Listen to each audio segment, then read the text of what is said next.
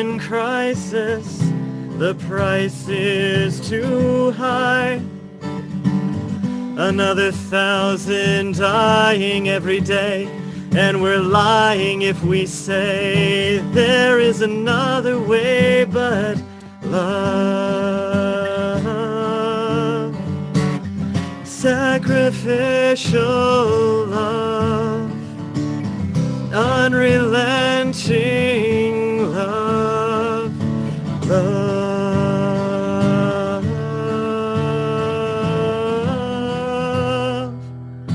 Christ-like love.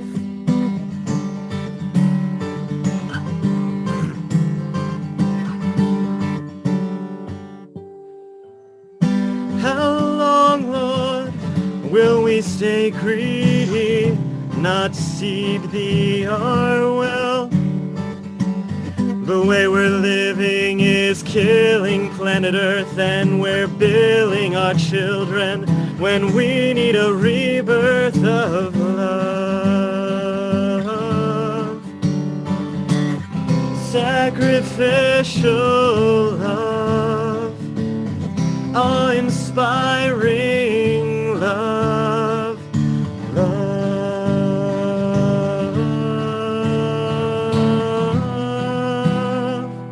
Christ-like love.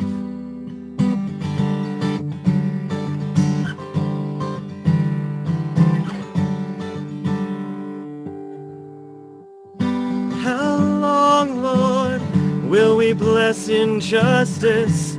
Why must this stay this way?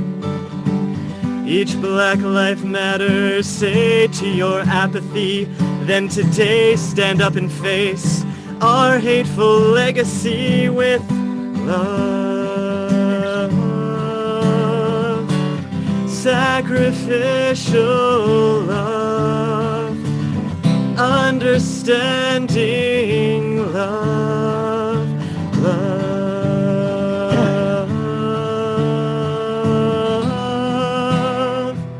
Christ-like love,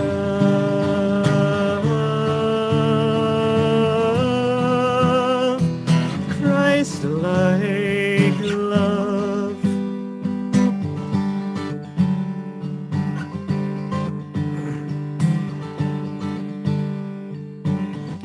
How long, Lord, will I need this song, Lord, till we belong, Lord, to love?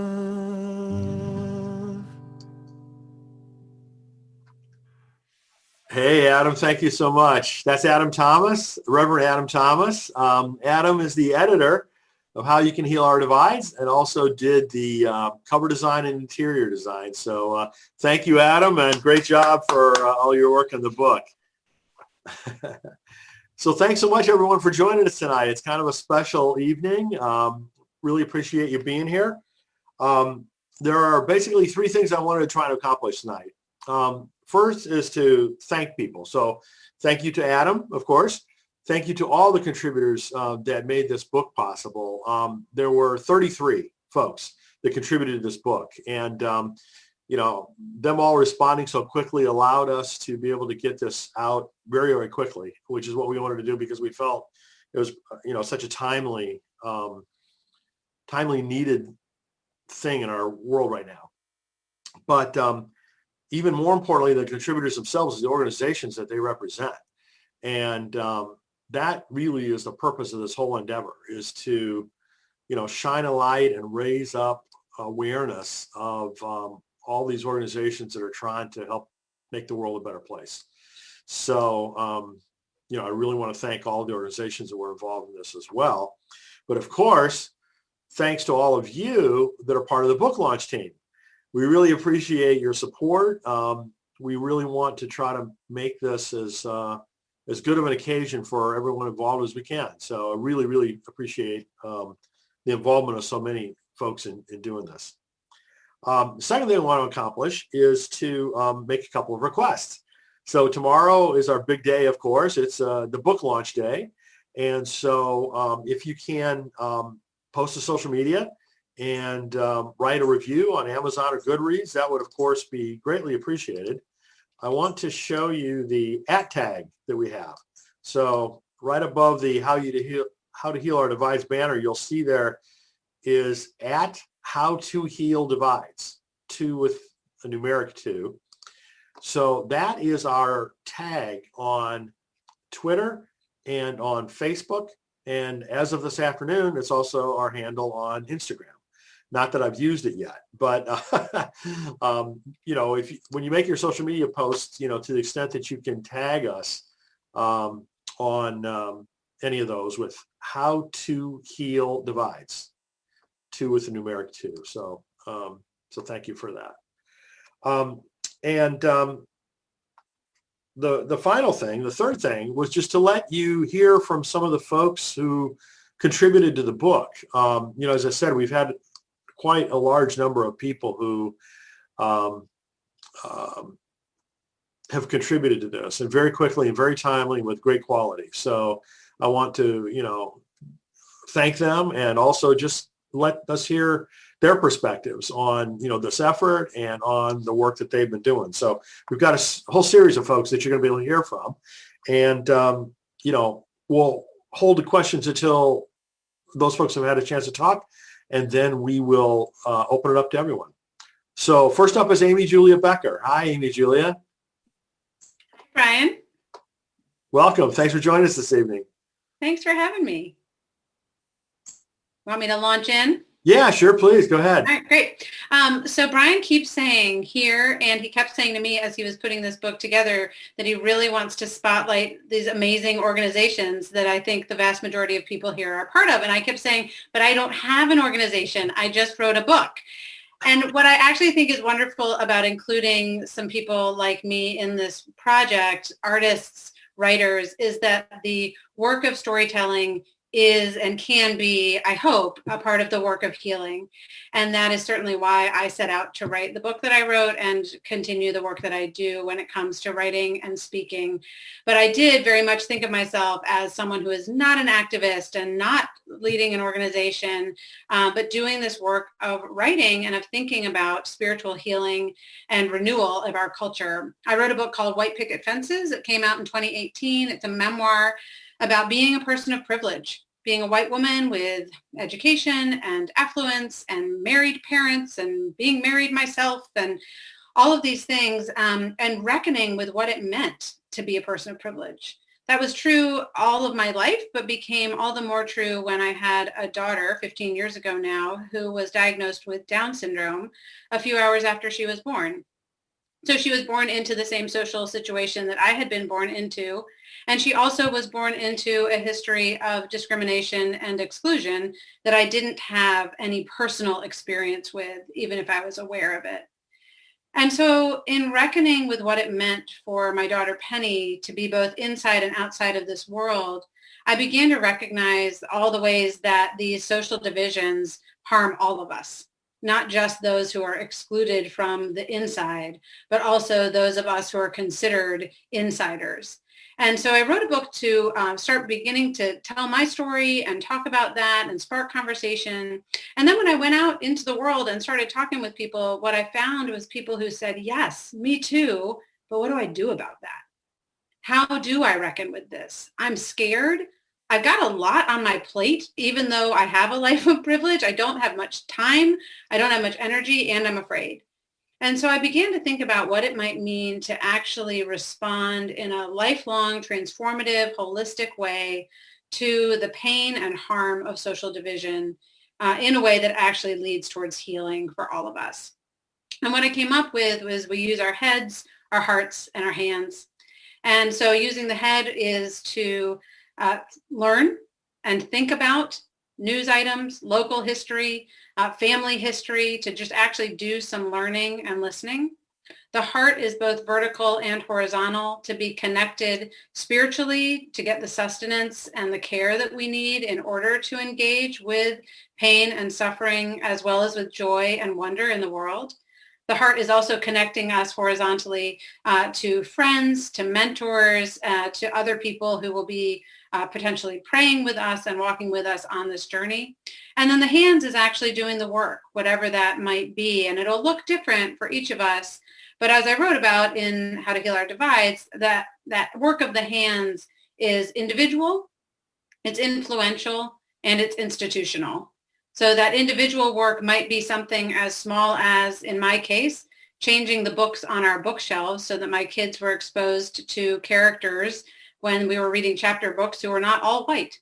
It might mean voting. It might mean making a decision to speak up at a family gathering. The influential level is that work of being on a local committee or PTO or a church council. And again, speaking up and using that influence in a way that is actually working towards healing divides. And then finally, there's the institutional level. And I thought I would just end tonight my section here by reading from the end of my chapter in the book. So this is talking about the institutional level. The final way that we can use our hands to affect change is on an institutional level. Institutions are conservative by nature. They think they need to remain consistent and predictable in order to flourish. And yet that same conservative stability can mean institutions become easily entrenched in historic injustices. The civil rights movement of the 1950s and 60s demonstrated most clearly both the complexity and possibility of institutional change. Institutional change depends upon individuals banding together in common cause. As individuals change their personal practices and look for ways to use their local influence to undo injustice, we become more connected to other local citizens and leaders who are willing to work towards institutional change. The legacy of racism and other forms of discrimination in American society is far too great for any one of us to undo alone. But if we each use our head, heart, and hands to take the next small step, we can walk our way towards healing. So I'm grateful to be a part of this project and what I hope is taking some small steps together towards healing. Well, Amy Julia, thank you so much. And, you know, you're selling yourself short here because you were one of the first people I talked to about this whole idea in the first place. And you also introduced me to some of the people that end up contributing to this book. So you don't lead an organization yourself, but you're an integral part of this project. So thank you so much. Thank you. So next up, we're going to hear from Shane Claiborne. Hey, Shane, how you doing? Hey, I'm doing pretty good. I don't have great internet, so I'm going to watch you if I get glitchy. Am I doing okay so far? Sounds good. Good. I'm not going to talk too much because I'm Southern and I'm good at talking. So I'm just, I was just going to read a little bit because I can't say much in 4 minutes. So I'm just going to say that it has been a privilege to be a part of this. I see so many friends on the line tonight and that are contributors to the book. And it's just an honor to put our voices together. So I'm going to read a little excerpt from my chapter, which is entitled, It Begins with Humility, which incidentally, Adam, came out better once you put your hands on it. So thank you, bud. I met a man in Texas once who came up after a speaking event I was at, and he said to me, I'm a redneck, gun toting, whiskey drinking, pickup truck driving redneck. And he kept going. He said, I've been reading some of your books, though, and they've sort of messed me up. And I wanted to ask you if you'd pray with me because I consider myself a recovering redneck. We hugged each other and we prayed together. One of the things that as I think of my life, one of the things that gives me a little bit of grace with other folks is to think of the grace that's been extended to me. Few of us would agree with ourselves if we met ourselves 10 years ago. I think of who I was 30 years ago and sometimes wonder how much patience I would have with my old self if I got into a conversation about politics. After all, I'm a bit of a recovering redneck myself. Turned up the Southern just a little bit there for you. And this gives me a little patience with other folks who are a work in progress, just like I am. I've come to see that self-righteousness is toxic, and it comes in a lot of different forms. There's the self-righteousness of fundamentalists that pride themselves on their own piety. I knew that really well growing up, but there's other forms of self-righteousness. I knew the conservative self-righteousness growing up that said, I don't smoke, drink, or chew, or go out with the girls that do. Hallelujah, glory. The purity culture that frowned upon the secular world, but that's just one manifestation of self-righteousness. I've come to know another version I'm all too familiar with in progressive circles. Many of us who are activists, myself included, are prone to a self-righteousness that frowns upon people who drive SUVs or drink from styrofoam cups or wear brand names from corporations that abuse their workers. I know that we need to take our moral convictions seriously, but we also have to be aware of the danger of that self-righteousness that builds our own righteousness by comparing ourselves to someone else's wrongness. Jesus didn't just come to make bad people good, but to bring dead people to life. He didn't come to give us guilt to the fullest, but life to the fullest. And I know a lot of people who are moral, but sort of mean. Maybe I'm one of them sometimes. They live responsibly, but they just aren't too much fun to be around. And I've come to think that I'd rather hang out with a humble conservative than a self-righteous liberal, and I'd rather hang out with a humble liberal than a self-righteous conservative. Humility is life-giving, and self-righteousness is always toxic. It's become clear to me that we can build community and movements by isolating ourselves from the people we disagree with. And we can also build movements by being open and inviting, seasoned with grace, even for those with whom we disagree. So it begins with humility for me. And G.K. Chesterton had a great line when he was once asked, what's the biggest problem in the world? The biggest obstacle to progress? And Chesterton said, I am. So thanks for letting me share. Thanks for everybody else that put so much into this book. I'm excited to release it with all of you. Well, thank you so much, Shane. And, for those who don't know Shane very well, I mean, he leads an amazing organization called Red Letter Christians. And I think you can see why he's the author of several best-selling books. So it's really an honor to have him participate in this. And, I think we're all on a journey together and supporting each other in every way we can. And Shane does an awesome job of that. So thank you so much, Shane. So next up, we have Shannon Crossbear from the northern parts of Minnesota. How you doing, Shannon? Doing well, Brian. Glad to be here. In the way maganak diabik gizik nikishnaka wabagonis. I wanted to greet you in my language, in the Ojibwe language. And because that's the way we would do it to our relatives. And so what I said was, hello, good evening, my relatives. My name is Shannon Crossbear, and I am Ojibwe and Irish. I'm a member of Fort William First Nation. I live on the beautiful shores of Lake Superior that you see behind me.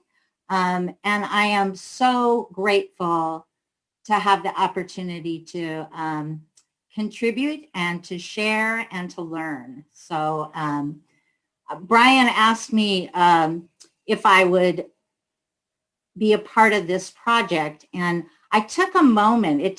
I had a little pause, and the reason that I had the pause is I was reflecting back to one of my relatives, Joe Flyingby, who's from Standing Rock and who is now no longer on this earth walk.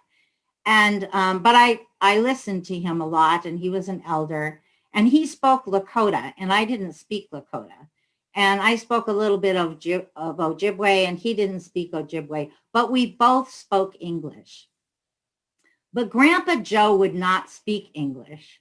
He preferred not to speak English.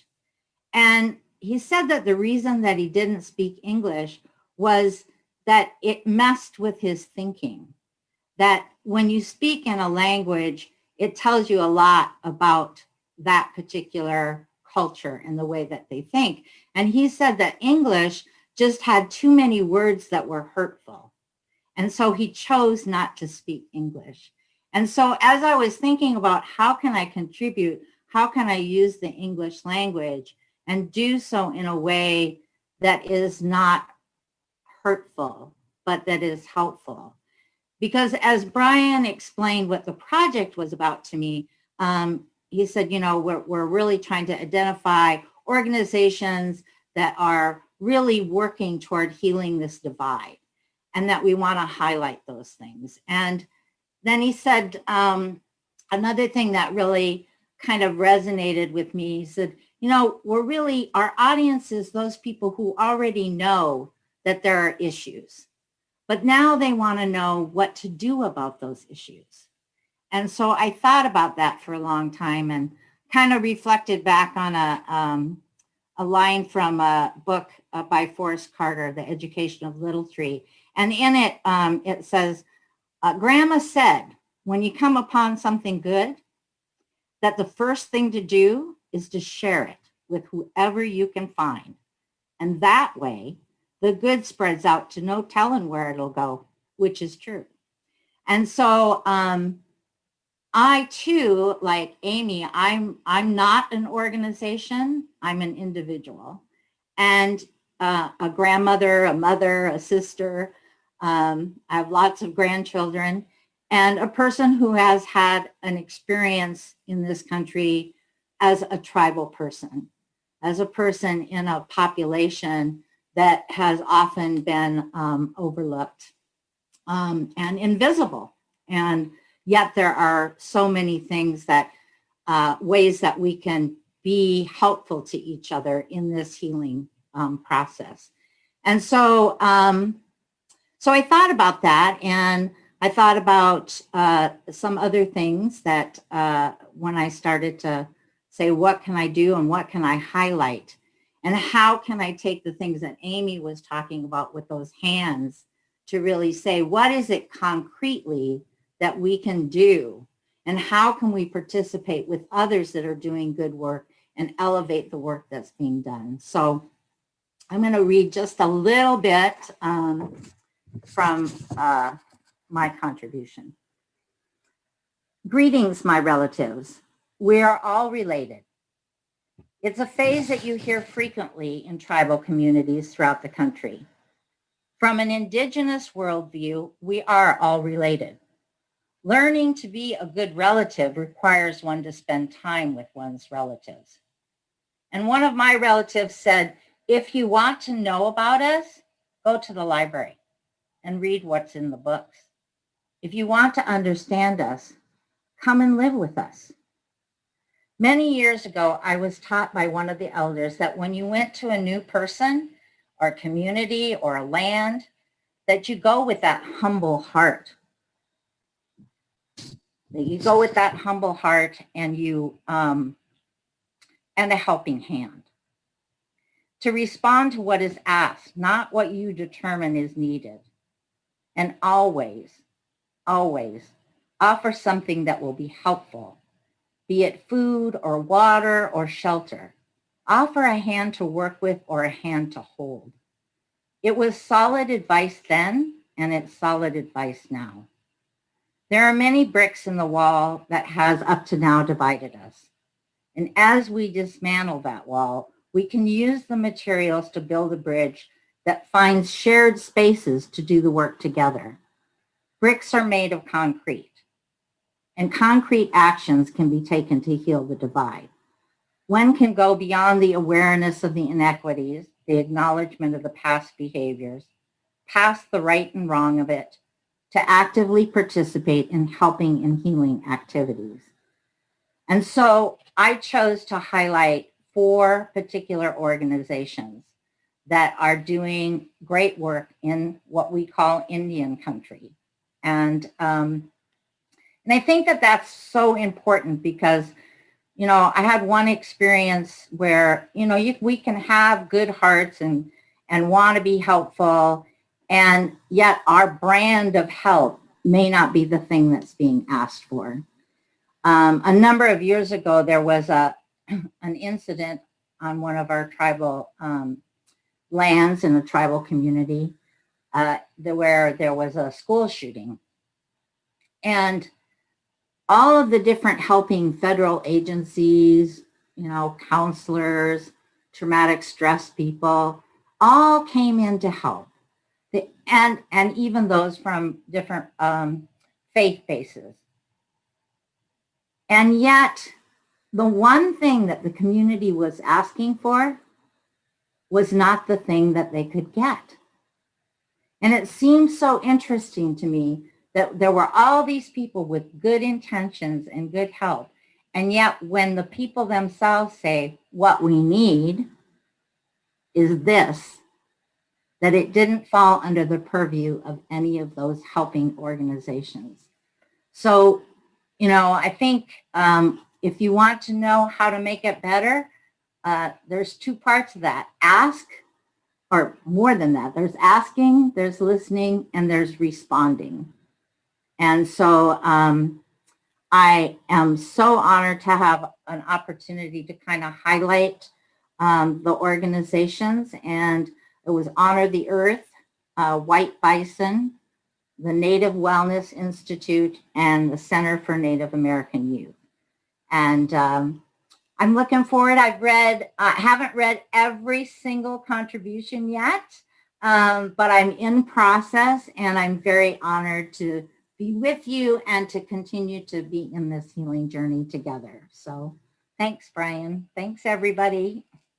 Well, thank you, Shannon. I mean, you're an important part of this effort, and really appreciate the contributions that you've made. And, it's just really great to see, the kinds of things that you're saying, writing, and Amy, Julia, and Shane, all echoing each other.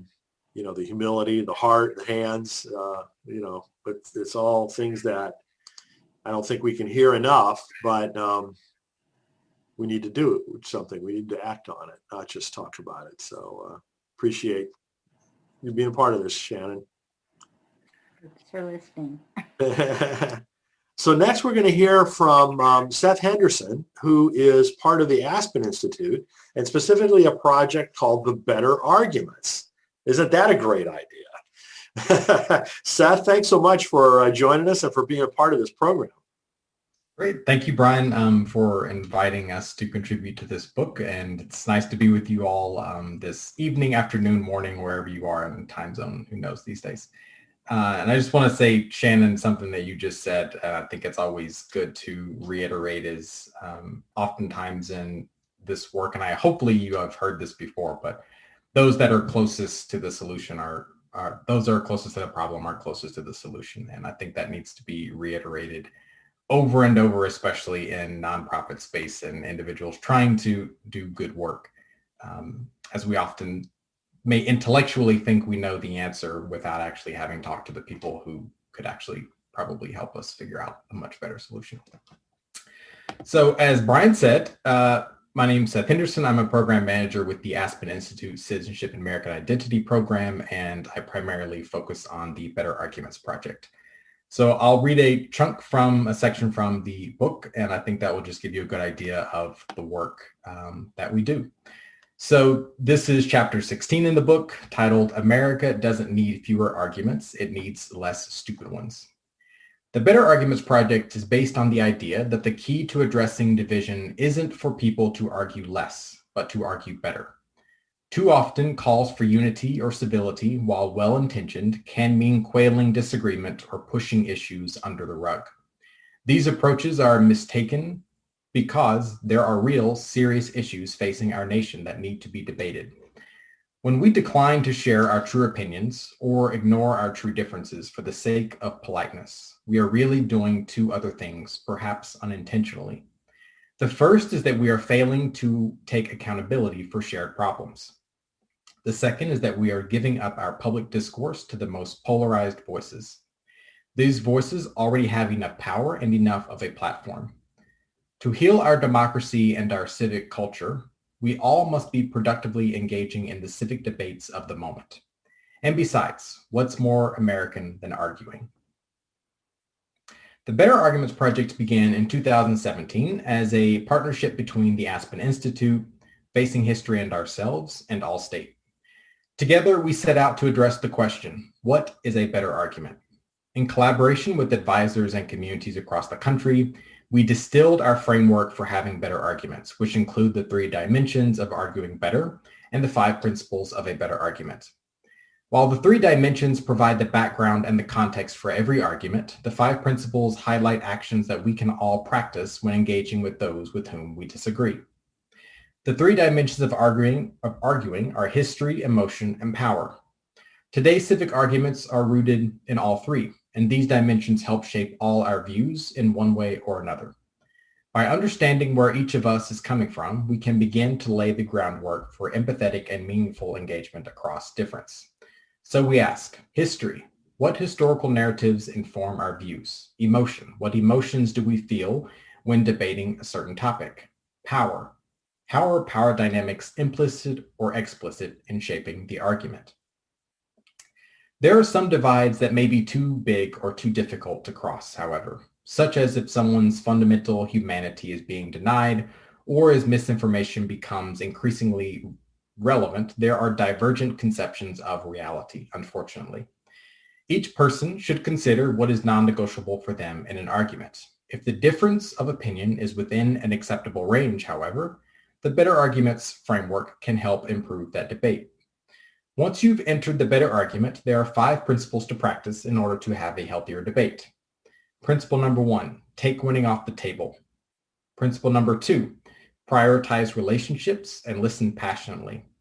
3rd, pay attention to context. 4th, embrace vulnerability. And 5, make room to transform. And that's the Better Arguments Project. Very cool. You know, when I found out about what Seth and his team were doing, I was just like, okay, this is like a perfect fit for this project. And, you know, it's exactly the kind of thing that I really wanted to spread the word about. So, you know, thank you so much, Seth, for participating in this and for all the work that you're doing. I really appreciate it. So next up, we have Justin Hancock. And Justin is joining us from the great state of Texas. And he's going to talk to us about the Julian Way, the organization that he leads. Hi, Justin. Hello, friends. And a couple of things before I start. I have no idea where my cell phone stand is, and I use my phone for Zoom. I have a 2-year-old, so I suspect I know where it is, but he's in bed now, so that might be a lost cause for the evening. And if I might take just a moment of personal privilege and say, if Shane is still on the call, when I was a somewhat backwards clinging conservative out of Lubbock, Texas, and read Irresistible Revolution and Jesus for President, and my brain blew up.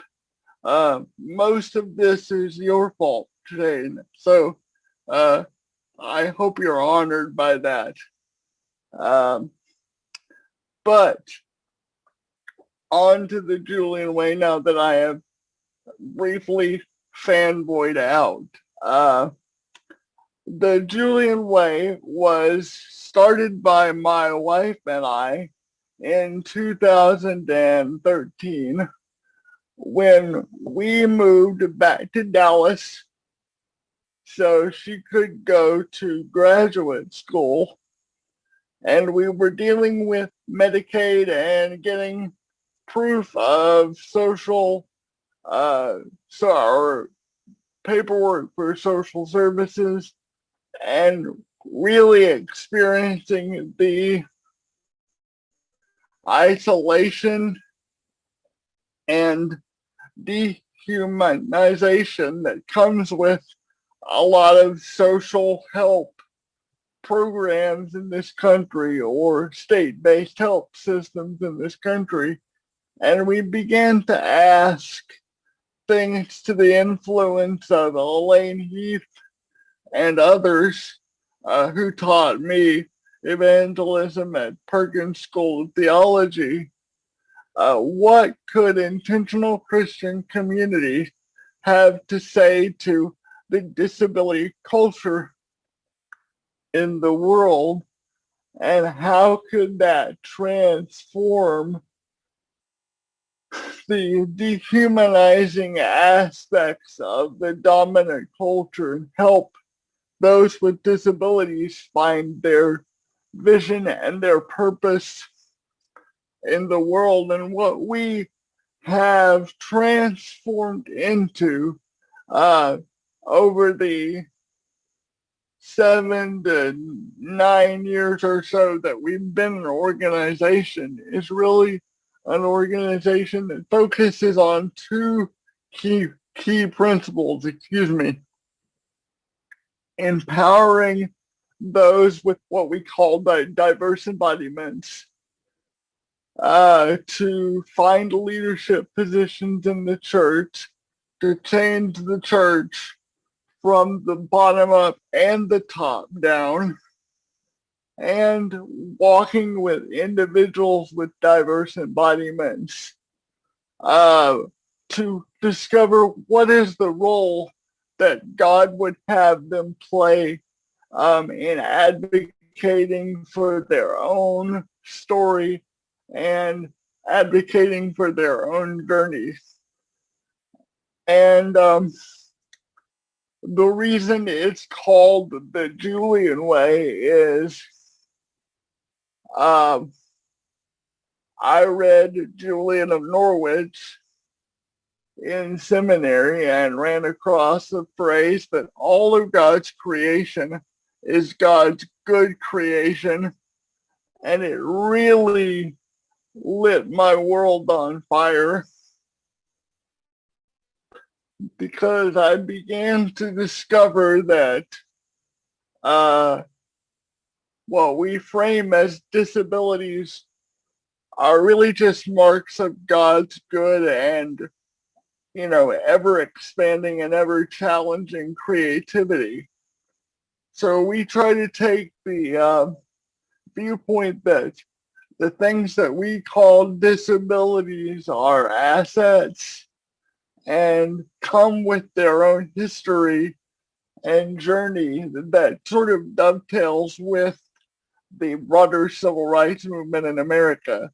And part of that journey for us was writing the book, The Julian Way, A Theology of Fullness for All of God's People, that came out in 2018, that really looked at the development of disability civil rights on through to the ADA and beyond, and then spent the back third of the book tracing several key theologians down through Western Christian history to talk about what happens when we don't contextualize theology and how has that developed the way we have seen disabilities in the primarily Western world today.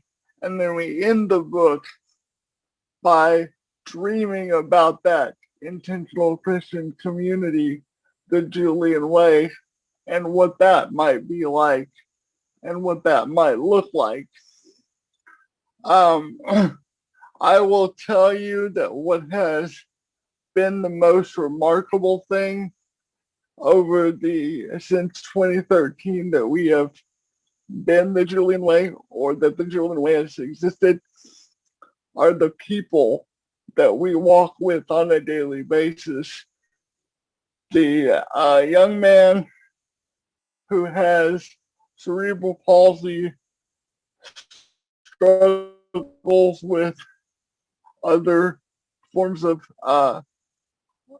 mental health issues and is claiming an identity of a alternative sexuality, and told me one time, Justin, I don't think I have anything to contribute. And I looked at this young man, and I have his permission to tell this story, but I'm not going to use his name because his name's in my essay. And I looked at him and I said, man, you have a story. You're from a conservative background. You understand the Bible and the way that evangelicals talk. You're a man living with various forms of mental health issues. and you're gay. You're a 4-quadrant unicorn. There's no one like you.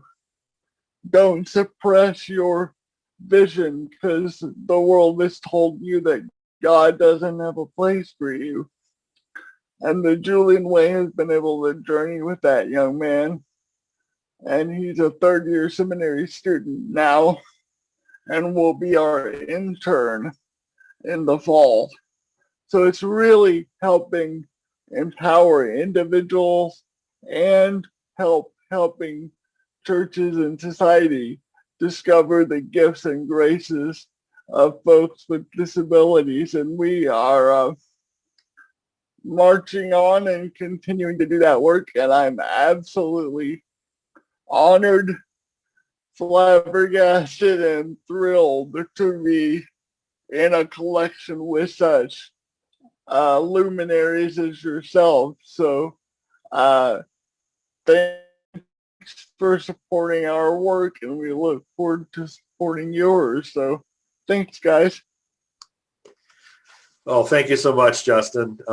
It's such a pleasure every time I get to talk to you and learn about all the great work that you're doing. And, I hope everyone can tell from just who you've heard from so far that, this isn't just a collection of people who are just sitting around with nothing else to do, right? These are like really thought leaders, from all around our diverse world. And, thank goodness they, agreed to take the time to participate in this. And thank goodness they're leading and contributing to the organizations that they are, because if it weren't for people like this, we'd really be in deep trouble.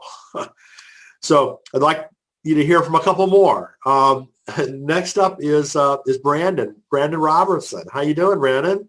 Hey there. Thank you so much for making this happen. And as everyone said so far, it's been such an honor to be a part of this project and such an important topic, an important conversation in this moment of our collective history together. And so my name is Reverend Brandon Robertson. I lead a small nonprofit called Metanoia. And for the past 8 years, we've really been working at the intersection of both building bridges between communities like conservative evangelicals and the LGBT community, and organizing efforts to speak truth to power and put a spotlight on injustice within the religious world.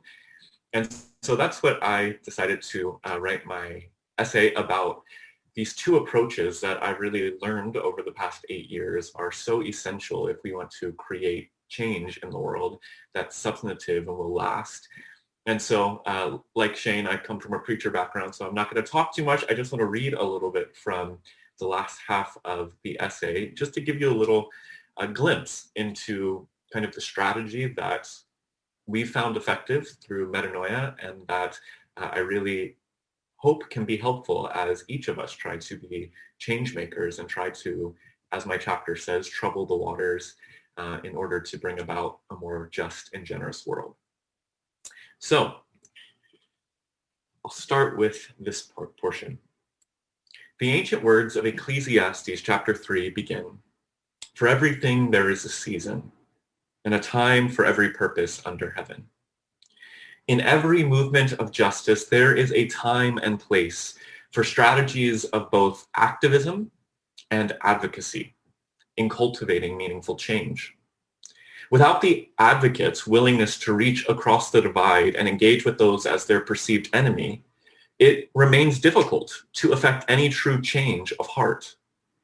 Only when we're in proximity and in relationship with those who are different from us can we gain the trust and true change can emerge. This work often puts the advocate in a vulnerable space. It's a fearful thing for us to sit across from an enemy. Yet only through this process of humanization can we move beyond our ideological debates to a deep conversation about our different perspectives of the world. In 2015, I had a conversation with a prominent anti-LGBT evangelical leader. This leader had just spoken at a conference the day before and declared that LGBT people were sinful and that their attempts to be included in the church should be resisted at all costs. And here I was, an ex-evangelical, openly gay pastor sitting across from a man who didn't even believe I could be a Christian, let alone a pastor. During the course of our 45-minute coffee meeting, I asked to keep theology off the table. We weren't here to debate, but to get to know each other. I shared my experience of being bullied and threatened by religious leaders in his tradition, and my struggle to simply live into my calling as a minister of the gospel. He shared his sense of fear about the perceived agenda of me and people like me to fundamentally change the church by force and to force him to believe in things that he didn't. By the time the conversation ended, this leader didn't become LGBT affirming, and in fact, still isn't to this day. But what started was a real conversation between two people who fundamentally disagreed. And my sexuality moved from being a mere ideological debate point to an incarnated reality for him. Since that first coffee, we've talked a few times, and in fact, this leader has begun to think and reshape his own theological perspective, slowly but surely. That's real substantive change. But then there's also the important role of the activist. Without their willingness to speak up against harmful ideologies and shine a light on dangerous behaviors and leaders and organizations, injustice will surely flourish in the church and in society. Activists sometimes find themselves speaking against institutions and individuals that they have used to identify with.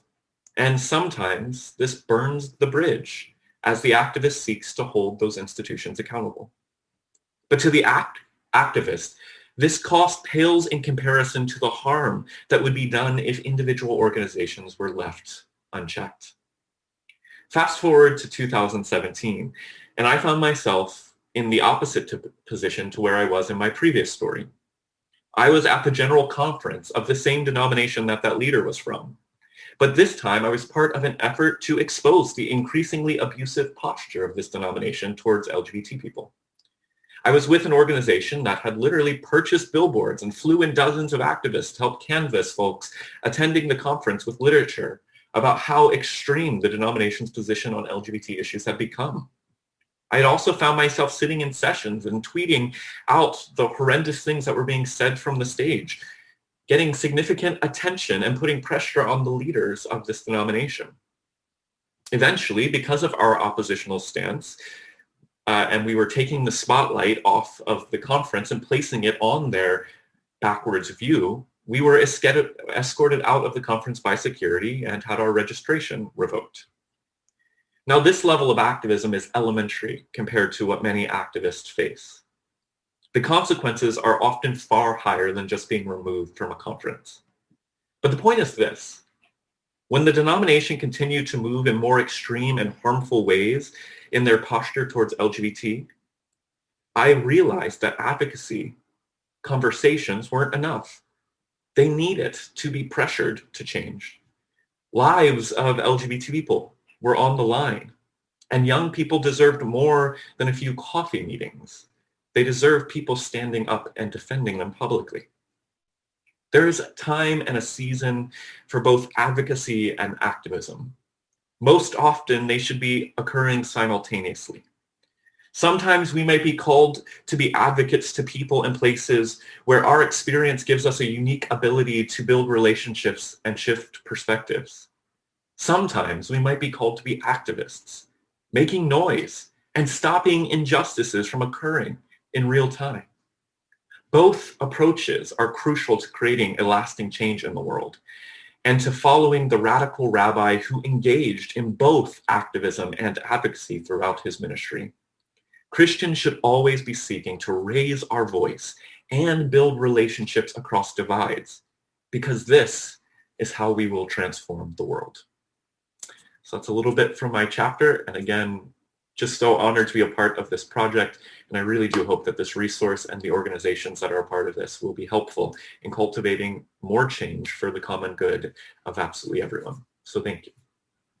Thank you so much, Brandon. What a wonderful piece that you wrote. I just loved it. And, it's just another example for me why there's no one person that can do all of this, right? None of us each has the abilities and the different skill sets that are required for the different things that you all are engaged in. And, I could never have the kind of patience that you exhibited, Brandon. I mean, it's just one example, right? So I really hope that that's one of the things that people take away from this is that, it just requires a lot of folks, pulling the oars together. So thank you so much. Really appreciate it. So one more speaker for this evening, Kay Scary is from the People's Supper. So yet another approach, different from anything else we've heard so far. Hi, Kay. Hi, Brian. Thanks so much. Friends, it is really just lovely to be able to be with you. I've been looking forward to today. And I lit a candle that I have with me because one of the hats I wear is niece, and I carry with me in this space my beloved aunts, Maggie, Trish, and Sal, who have all since passed, but who inspired a love of reading and writing in me. And so I sense them with me today. Another hat I wear is People's Supper Director. And so that means I spend many of my days sitting alongside community leaders and the question of what is it that needs healing here? Or the questions of what's the thing that keeps us from building a future here that works for everyone? And I sit alongside leaders all over the country as we gather folks for meals and for story sharing and challenge that. And this is a space where we can, as many of us have shared here, really sense and hold the sacredness of each other's humanity and also examine our own experiences and learn a thing or two about all that we don't see and about our communities and ourselves. And another hat I wear is aunt as well. And that's an important role I feel like I fill in the world. And so it feels, it matters to me that I can tell my sweet nieces and nephew that there are people thinking about repair and healing all over our country in this particular moment in time. So I'm similarly feeling a deep gratitude for the chance to be part of this and for those who are with us that are doing the work. So I will read a section from my chapter, and it's about when my pastor asked me to preach the Sunday after the 2020 election. So this is just a little teaser, if you will, of my chapter in the Larcher book alongside the other contributors.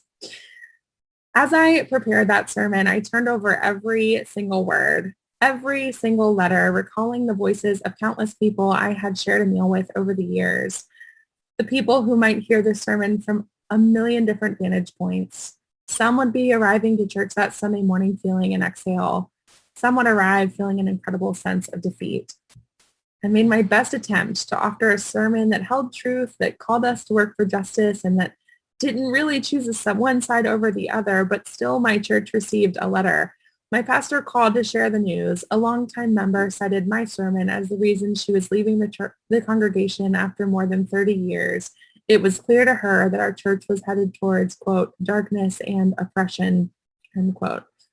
I could stop there, that this woman was a longtime member of the congregation and that my sermon was the thing that caused her to leave our church would be hard enough. But this woman was also my mom's best friend, whose son I grew up with. This woman was and remains someone I would call beloved to me, whose home was a haven when my parents needed someone to look after me. Her doors were always open, and so her words were particularly piercing. I know this work of healing to be as much about our personal relationships as it is about our larger communities. I've been called by many a bridge builder, though I wrestle with the term. It's a complex role, if a rewarding one, trying to do the work of harm reduction in a society that's structurally unequal, working to set up spaces where we're connecting people without re-traumatizing those who are often on the margins in our country, balancing the need for accountability, reckoning with consequences of our actions, all while believing in people's capacity to grow. While I'm in the throes of trying to repair the breach across lines of difference, it helps me to remember that this work is, to use a Eugene Peterson phrase, a long obedience in the same direction. This long obedience is a commitment to the vision of a more just society and taking small steps towards that society over and over again. So friend, I meet you here in the question of what it means to build communities of belonging and equity and questions of how we might repair relationships across lines of difference. And I meet you even in the moments of wondering if it's possible. I join you as a fellow journeyer, someone who believes in this work so deeply, even on the days when I don't really believe it at all. It's a long obedience in the same direction, and we can travel it together. Thank you. Well, thank you very much, Kay. I really loved, what you wrote, and appreciate it very much.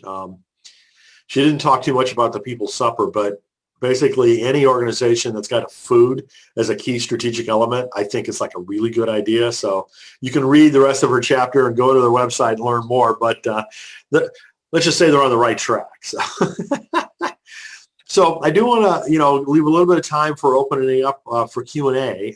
There's a couple of just other things that I wanted to point out.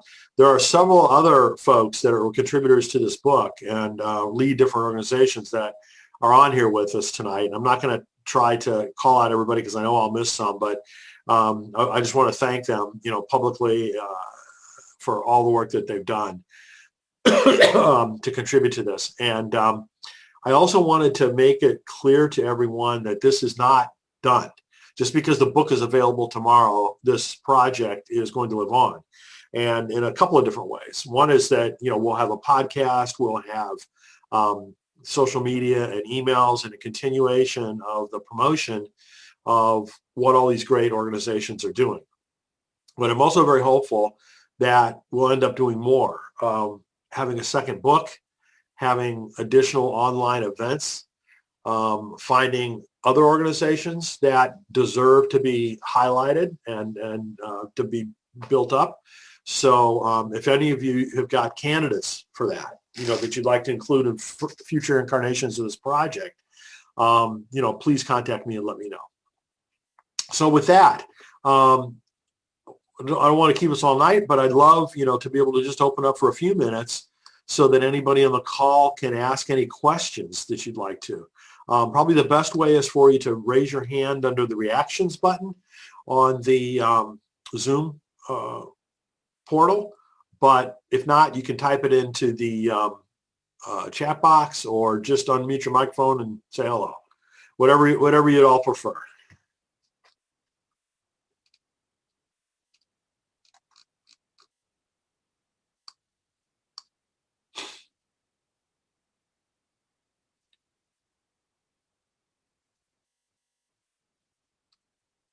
So I'm going to pick on someone if no one. So let me call on a couple of the folks who were contributors who are on with us tonight. Calenthia, would you like to say hello? Hi, can you hear me? Sure. All right. Hi, everybody. Hey, Shane, it's been a while. So yeah, is there a specific question or? No, I mean, for folks who haven't read the book yet, let us know what Roots of Justice is all about. So, Roots of Justice is an anti-racism organization that does trainings. And I think we're unique because we do trainings with, we use a faith analysis.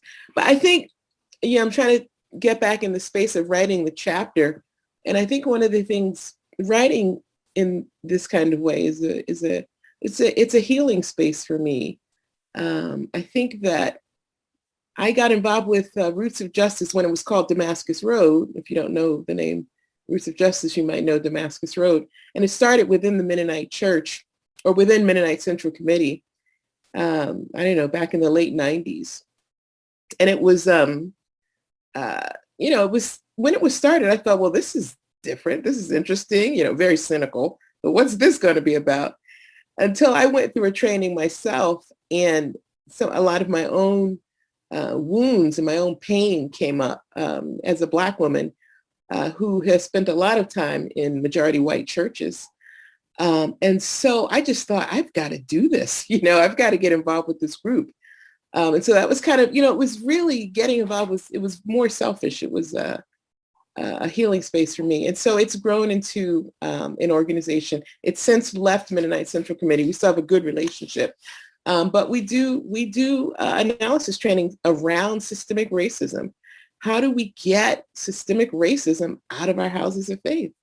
How do we acknowledge it, see it, pinpoint it, and get it out?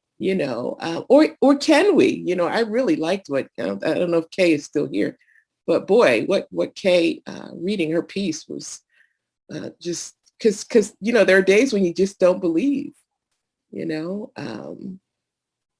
Do we overthrow the system? Do we tear it down and start new? Can a system be repaired? And so I think there's lots of ways to think about that. And so trying to do some of that and stay connected to my faith roots. I've left many times. I've been in this game a long time, and it does feel like a game sometimes, but it's not, because we're dealing with people's real lives. So yeah, thank you, Brian. I was very, I'm busy. It's kind of like, oh God, this is another thing. But I'm really honored to have shared the little bit that I was able to share with my essay. So thank you for the invitation. I really do appreciate it. Well, it was so important to include you. And I mean, I have to, thank all of you who contributed, because I know you're all ridiculously busy.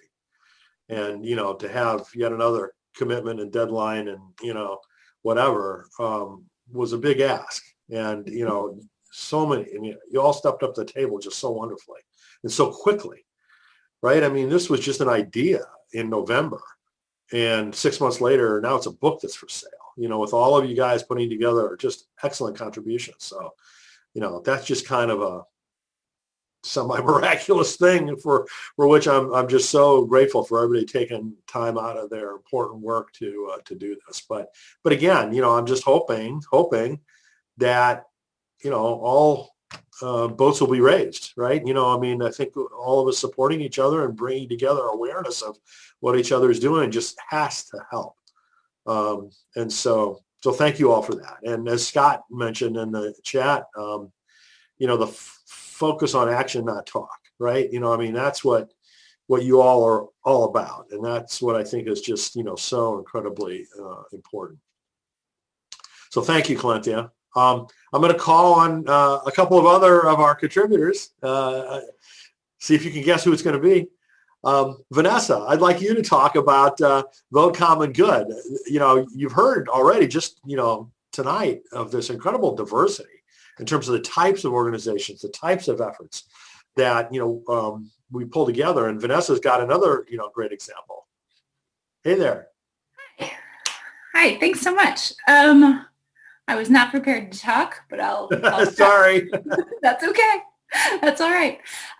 So I wrote one of the chapters, and I just called it a Vote Common Good story because there are several of us that were involved with Vote Common Good. My story is called a Tale of Two Buses. And I wrote about my experience in a really personal way. I don't lead Vote Common Good. I think I'm a product of it. And I think that makes for an interesting experience for people to read about. I think I am what Vote Common Good was trying to do in this last election cycle. So Vote Common Good, one of their goals this last election cycle was to help evangelical voters and fundamentalist voters to kind of cross the line of what they had been trained to do. And I was a kid who grew up in private Christian school and pretty intense fundamentalism, spent 10 years in really traditional church ministry. And then a decade into our ministry, my husband and I kind of made a pivot, went through deconstruction about 15 years ago and started a church called Vintage Fellowship in Northwest Arkansas. And we are just a real experimental community. And I was able to be ordained in that context, and I'm co-pastor of the church. And the election, the 2016 election when Donald Trump was elected, just kind of, it was deeply personal for me. I mean, like it was for a lot of people, and it became an impetus for me to make the leap into becoming an activist. And so I was able to tour with Vote Common Good. They it's kind of hard to describe, but they travel all over the country doing socially distanced events, a lot like a church camp kind of meeting, getting people to explore the idea of voting differently than what they had been trained to do. And so I just told my story from my very personal angle of growing up in private Christian school, experiencing the abuse that so often takes place in those contexts, and then growing up and eventually becoming an adoptive parent, and my daughter is Latina, and the El Paso shooting, and how deeply personal that was for me. And then my husband ran for Congress in 2016 as well. And so just that evolution as an activist. And really the biggest divide I think that I talk about is the one that's internal, because we can't do any of the work that we do until, or maybe along with the internal work. And so I think a lot of people are reading about what they should do or what they could do, but they don't know what it feels like to do it. And I think that's what I wrote about. So, yeah. I mean, the effort and the results that the Vote Common team made, toward the election was just such an amazing thing. And I don't know that many people really understand the magnitude of what you all accomplished, and it was incredibly important, and I just really admire that. So I was super proud and thrilled to be a part of it. So we needed to shave off a percentage, a very small percentage of votes, and we were able to do it. We have the math to show that we were able to get those people to make that leap, and it feels pretty exciting. Well, you picked your targets really well and executed really well, and that made a huge difference. So in any event, I thank you all for joining us tonight. Please don't forget tomorrow to use @tag @HowToHealDivides and make as much noise as you can, and help make the world a better place. So Adam, maybe you can close us off with another song. Yeah. So we're running a few minutes behind, but hopefully this will be a good way to end us tonight. I wanted to sing a song about sort of from God's perspective, because this work that we're about is draining and takes a long time, and so this is a song about personal growth within following God. So here we go.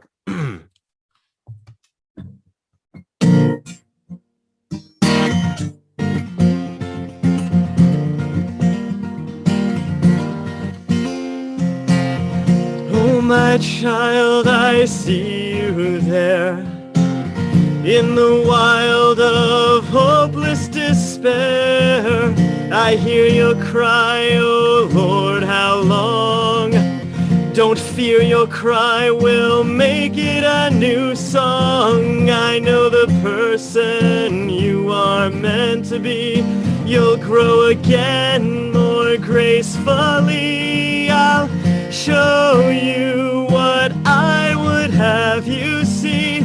I'll go before you and you follow me.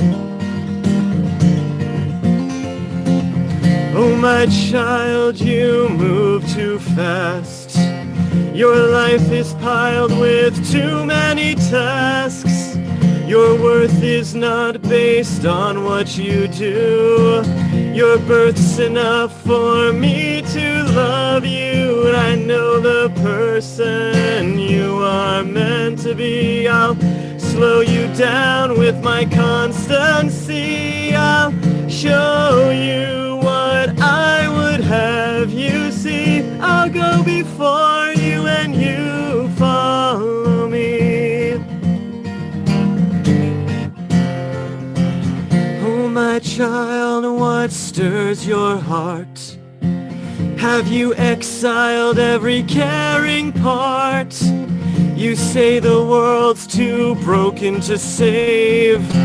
No way, that's true. I just need you to be brave. And I know the person you are meant to be. I'll throw you from your complacency. I'll show you what I would have you see. I'll go before you and you follow me. Lift up your eyes, lift them to the hills.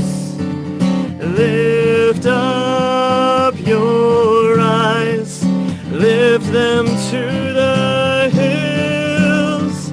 Lift up your eyes, lift them to the hills. Lift up your eyes, and there my help you'll see. 'Cause I know the person you are meant to be. I'll throw you from your complacency. I'll slow you down with my constancy. You'll grow again more gracefully. I'll show you what I would have you see. I'll go before you and you follow.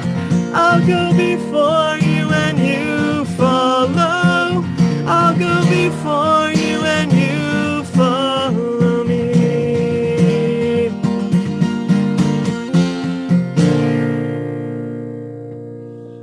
Woo! Adam, those were amazing songs. Thank you so much. Thank you. Very cool. I wrote both of those during the pandemic last year. Wow. Well, I could tell they were original. They're really great. Thank you. So thanks again, everyone. Really appreciate all your support, and get out there tomorrow. We'll see y'all soon. Bye, everybody. Thanks, Brian. Thank you. Good night. Congratulations.